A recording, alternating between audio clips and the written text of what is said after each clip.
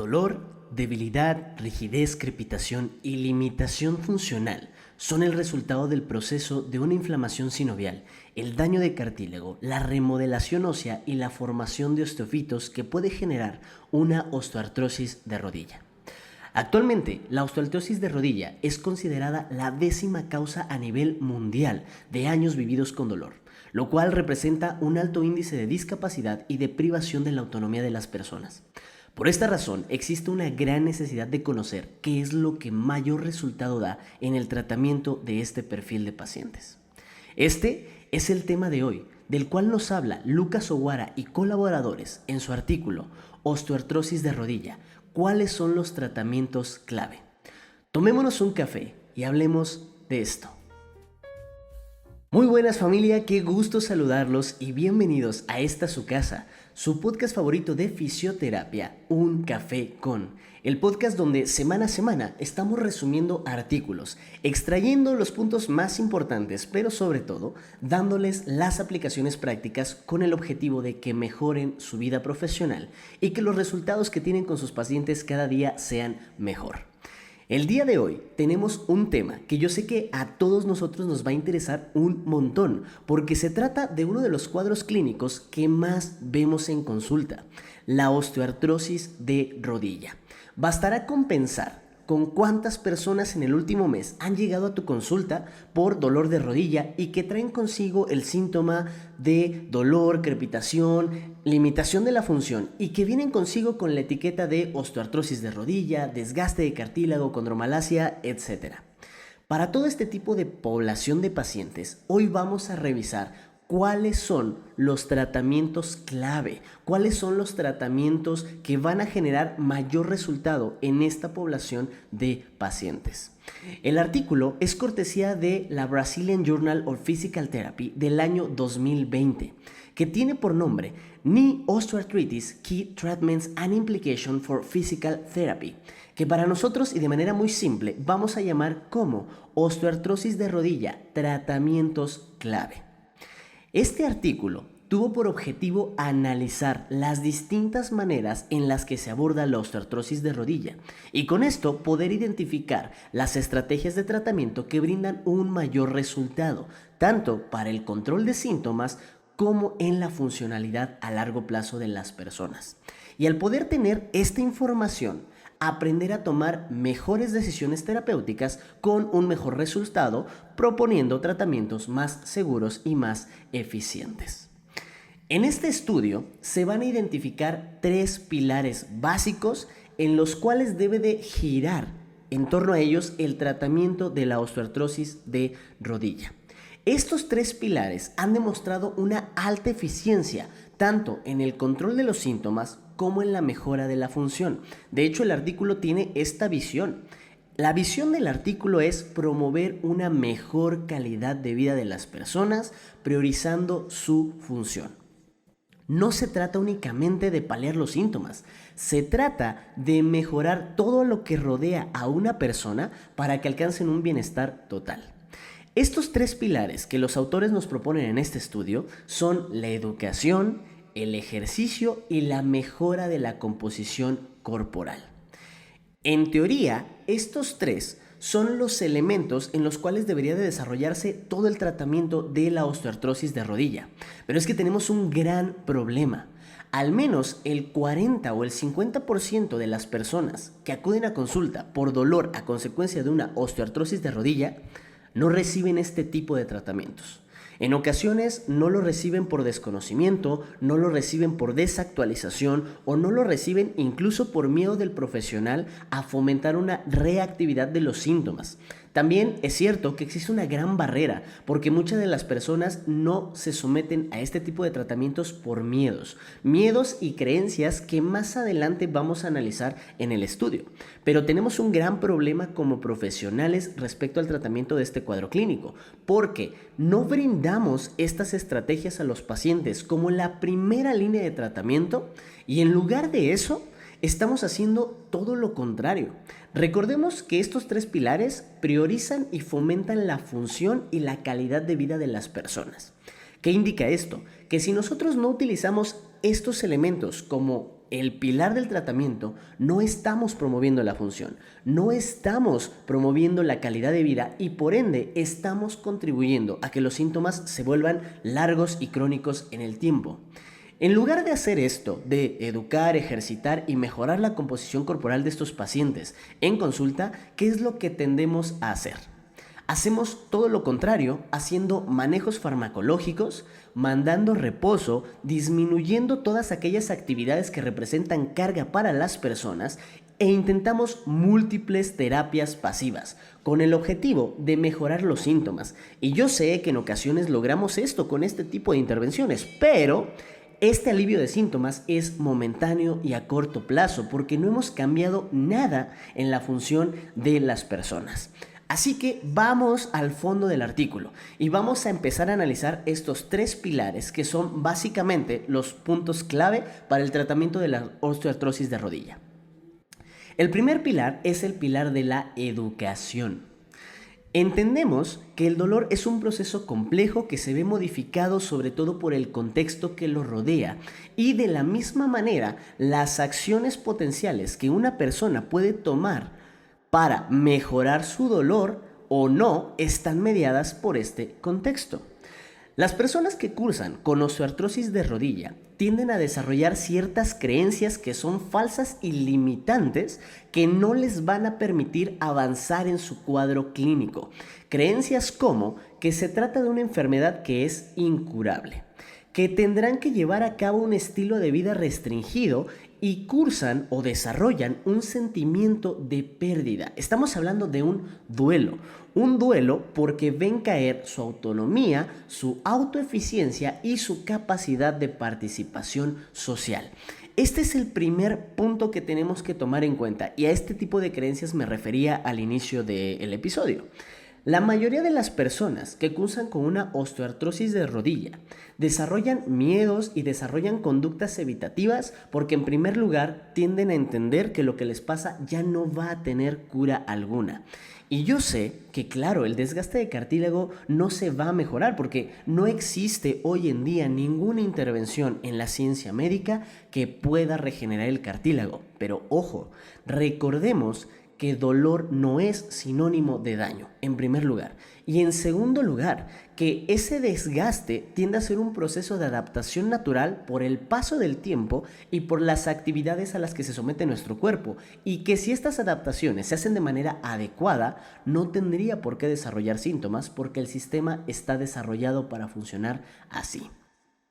Esta mala información y este mal manejo del cuadro clínico fomenta este tipo de pensamiento de que jamás se van a curar. Y no hablo del desgaste articular, hablo de la percepción de los síntomas.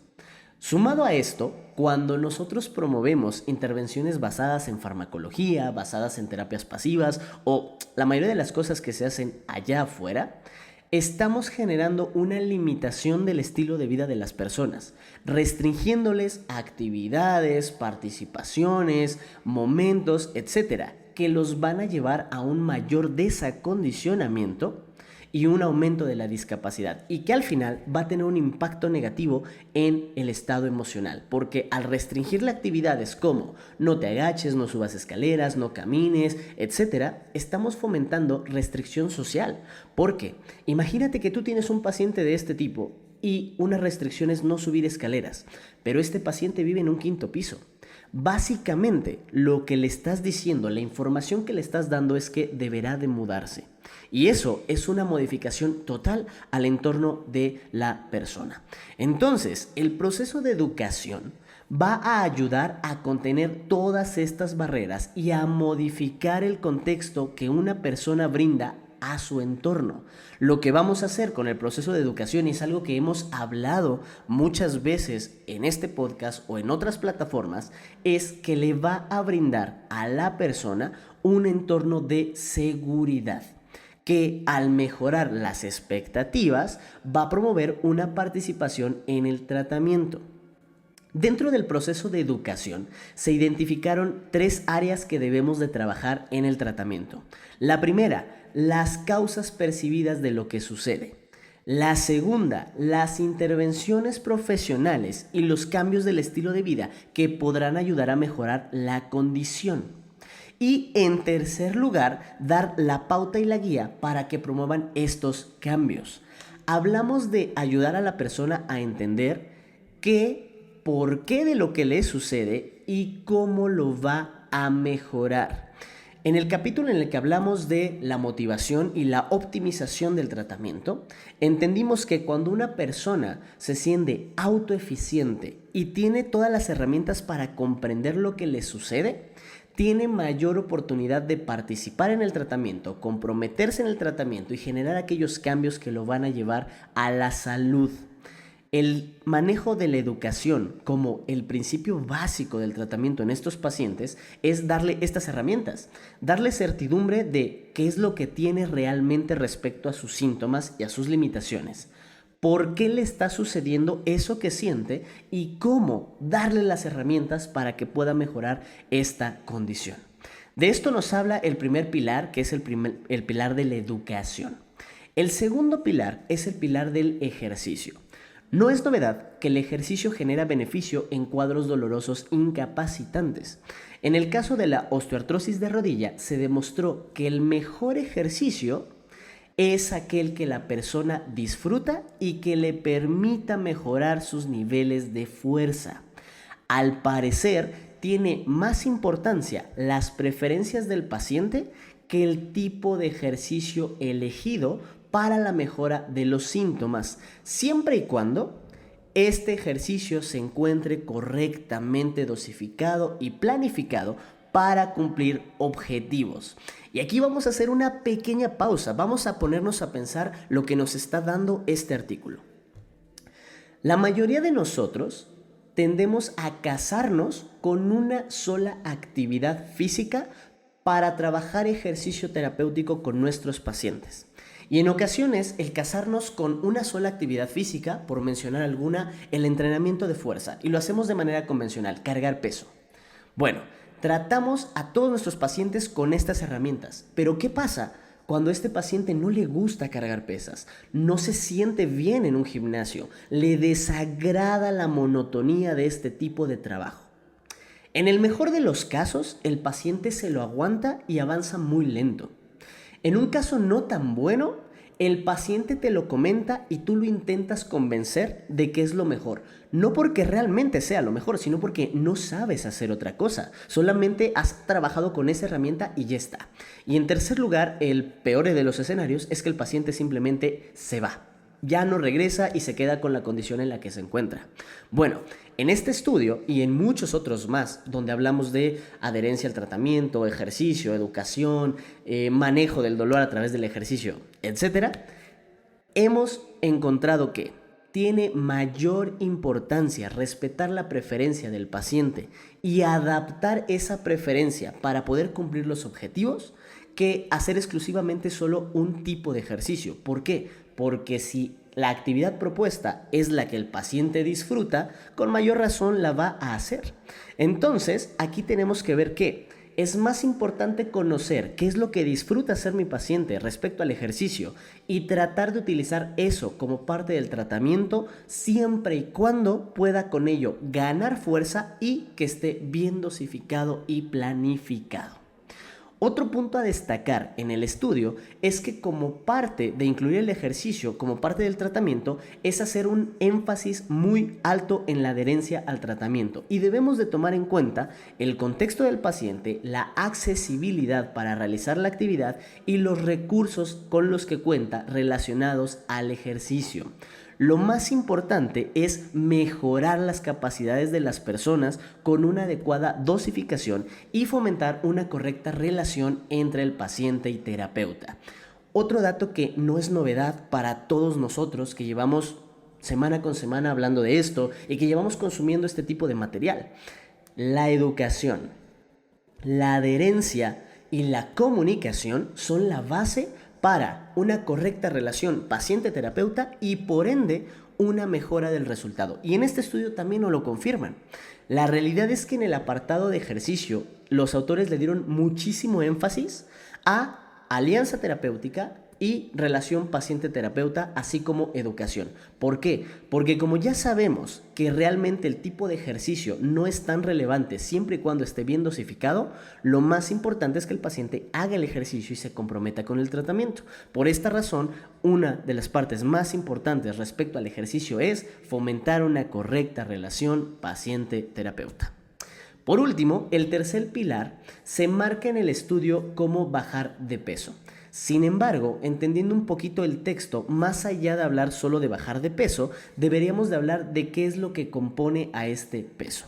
Las personas con osteoartrosis se van a ver beneficiadas de mejorar su composición corporal, disminuyendo los niveles de tejido graso y aumentando los niveles de tejido muscular. Esto por una mejora metabólica que promueve la disminución de la inflamación de bajo grado, misma que podría contribuir a una disminución de la actividad nociceptiva. Si nosotros disminuimos la cantidad de inflamación de bajo grado que tiene una persona en su sistema, evidentemente va a haber menos sustancias proinflamatorias y pronociceptivas que van a ayudar a controlar los síntomas de esta persona, lo cual va a promover a mejorar su función y a mejorar en general su regulación metabólica. Ahora, ¿qué es lo que sucede con los abordajes convencionales? En el estudio, empezando a resumir todo, en el estudio se nos marca que el tratamiento de la osteoartrosis de rodilla se debe componer principalmente de educación, ejercicio y mejora de la composición corporal. Pero, ¿qué sucede con todo lo que ya hacemos, con todas las herramientas terapéuticas que tenemos en los abordajes convencionales? De estos abordajes convencionales estamos hablando de los agentes físicos, la terapia manual, la farmacología, etc.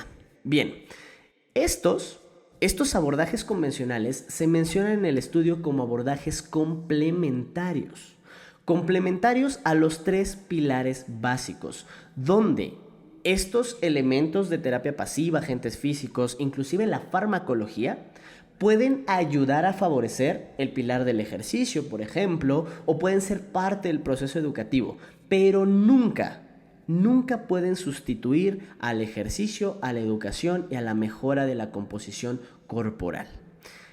Y además, dentro del estudio también se aconseja que en caso de usar intervenciones complementarias, se debe de explicar al paciente el por qué se están usando estas intervenciones y cómo es que el uso de estas intervenciones va a facilitar el paso a las estrategias que verdaderamente van a resolver el problema, con el objetivo de que no volvamos a los pacientes dependientes de las terapias pasivas. Se trata de cuidar la narrativa con la que manejamos este tipo de herramientas. En el estudio se habla de electroterapia, termoterapia, láser, farmacología. Y se nos habla de que todas estas pueden complementar a la tríada perfecta del tratamiento. ¿Podemos meter electro? Sí. ¿Podemos meter terapia manual? Sí. ¿Podemos meter termo? Sí. Siempre y cuando sean facilitadores de la educación, el ejercicio y la mejora de la masa corporal. ¿Podemos no meterlos? También. Sabemos que no son necesarios para una mejora real del paciente.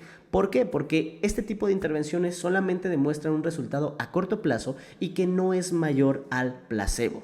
Pero jamás podemos solo meter las terapias pasivas y complementarias sin meter los otros 3 pilares. Esto es lo más importante de la interacción de los tipos de abordajes que nos marca este estudio. Muy bien, tenemos clara la base de qué es lo que debemos hacer con este perfil de pacientes. Ahora, ¿cuáles son las recomendaciones para pasar a la acción con tus pacientes y que puedas notar un cambio en tus resultados?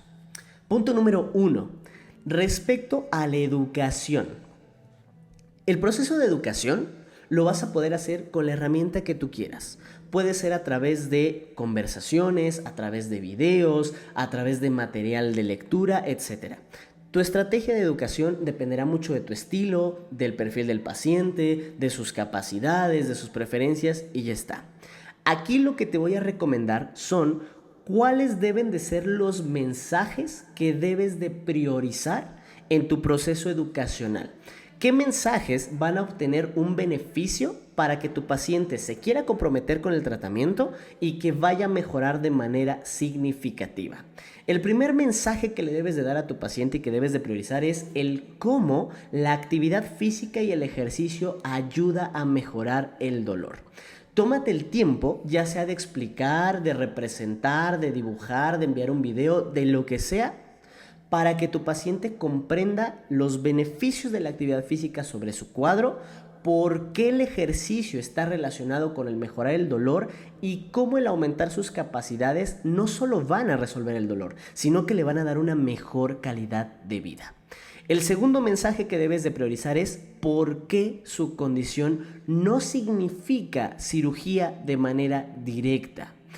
Este es un mensaje bien importante, porque de manera social, muchas personas, por desinformación y por muchísima información nocebo allá afuera, tienen la idea de que desgaste articular siempre es sinónimo de cirugía.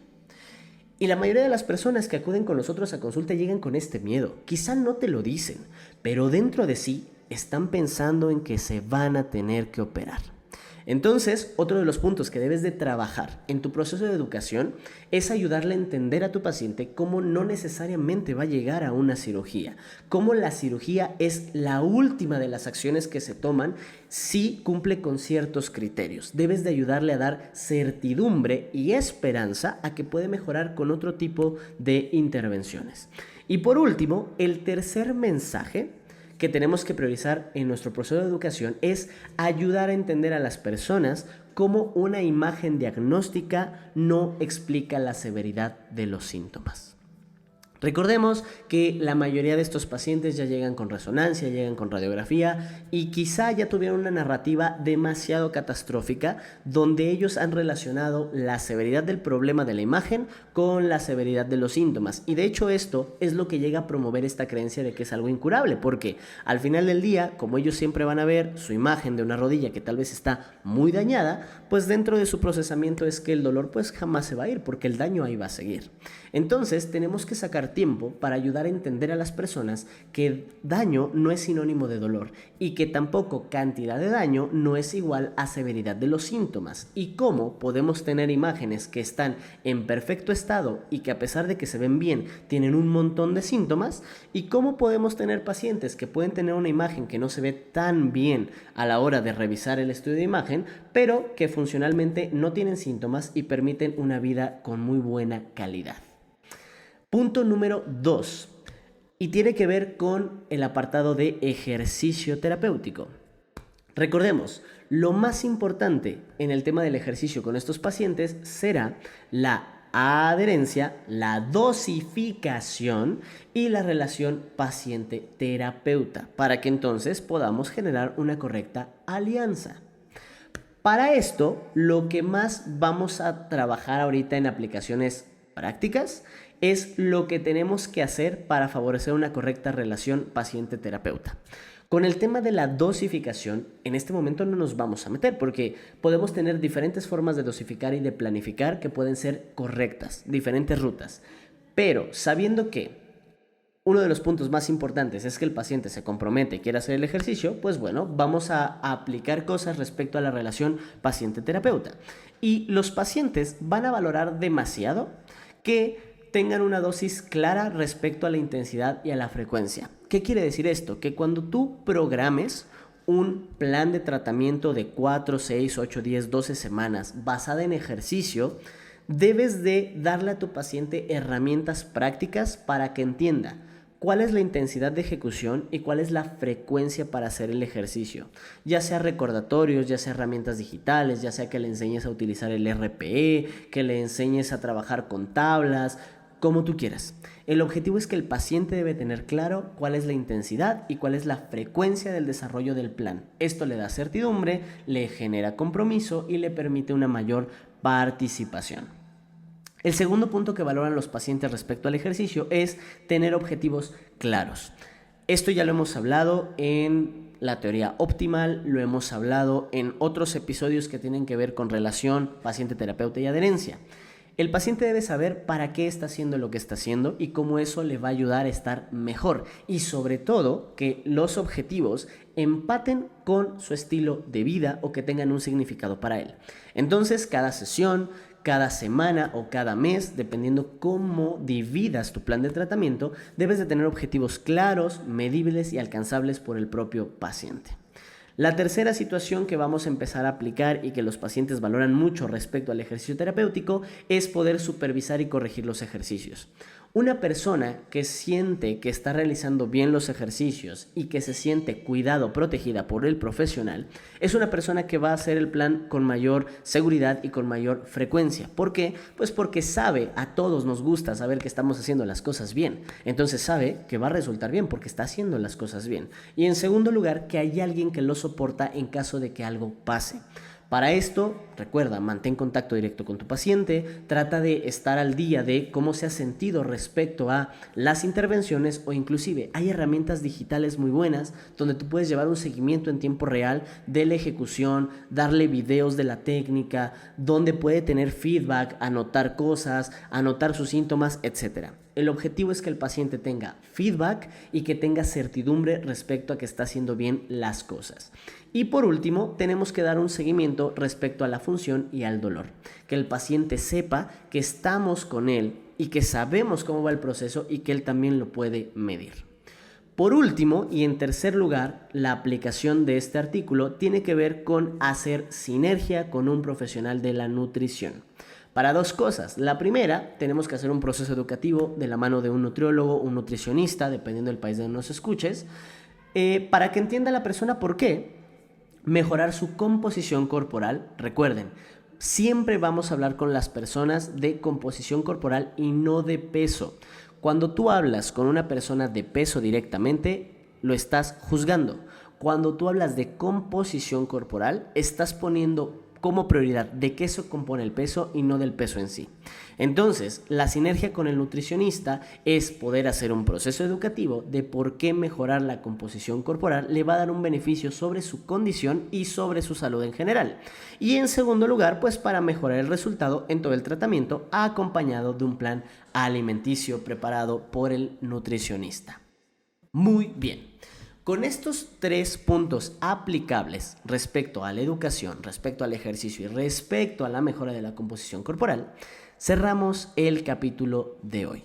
Esperando como siempre que el artículo te haya sido de interés y que si este resumen te fue tan interesante que puedas compartirlo con más colegas, que nos regales las 5 estrellitas en Spotify, te suscribas al canal de YouTube y nos dejes tus comentarios tanto en YouTube como en Spotify y que también vayas y leas el artículo. Recuerda que el resumen no sustituye la lectura del artículo porque podemos tener interpretaciones diferentes o podemos complementarnos aún mucho más. Yo me despido recordándote que nos vemos la siguiente semana para seguir compartiendo información, desarrollando resúmenes y sobre todo haciendo aplicaciones para un mejor resultado con nuestros pacientes y que podamos tener un máximo crecimiento profesional.